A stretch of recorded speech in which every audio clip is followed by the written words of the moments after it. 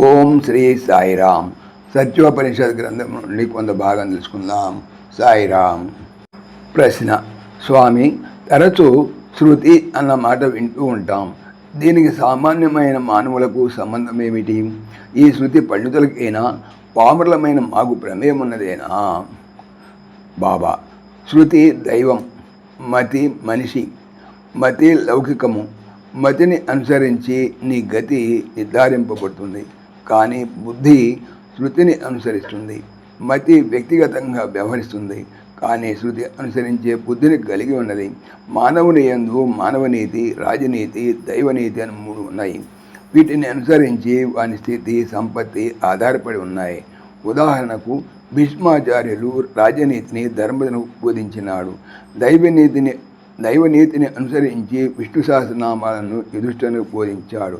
కానీ దైవమైన శృతిని అనుసరించగా మరచి ఉపయుక్తమైన మతిని అనుసరించి కౌరవపక్షాన సైన్యాధ్యక్షునిగా నిలిచి తీవ్ర పోరాటం జరిపినాడు.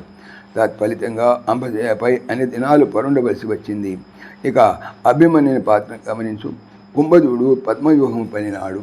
యుద్ధమునకు రమ్మని శత్రు సైన్యము అభిమన్యుని ఉసిగొలుపుతున్నది. వీరాభిమన్యుడు సిద్ధమైనాడు. ఇది గమనించిన తల్లి అంటున్నది, నాయనా, నీ తండ్రి ఇంట లేడు. నీ మామ కృష్ణుడు కూడా లేడు. నీ భార్య గర్భవతి. ఈ సమయంలో కథన రంగంలో సిద్ధపడుతున్నావు.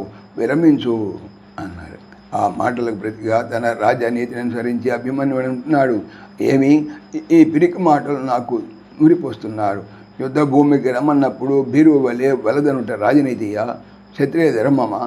నా తండ్రి అయిన వీరాది వీరుడైన అర్జునునికి ఎంత అవమానము! ఇటువాడా తన కుమారుడని నా తండ్రి సిగ్గుతో తల ఉంచుకునడా? అమ్మ, శత్రువులను చీల్చి చెండాడి కొదమసింహము మదపుటేనుగు లంఘించినట్లు శత్రు సైన్యమున ప్రవేశించి దిగ్విజయంతో మరలి రమ్మని నన్ను ఆశీర్వదించగలి. ఇది రాజనీతి. ఈ ప్రకారము మానవనీతి మతి సంబంధమై, శృతి దైవమై, బుద్ధి ప్రేరకమై వర్తిస్తాయి. ఈ ప్రకారం వర్తించిన అభిమన్యుడు వీరమరణం పొందినాడు. అట్లే జీవితంలో మంచికి మంచి జరుగుతుంది, చెడుకు చెడు తప్పక జరుగుతుంది. ఈ నీతి తప్పినది కాదు. సాయిరామ్.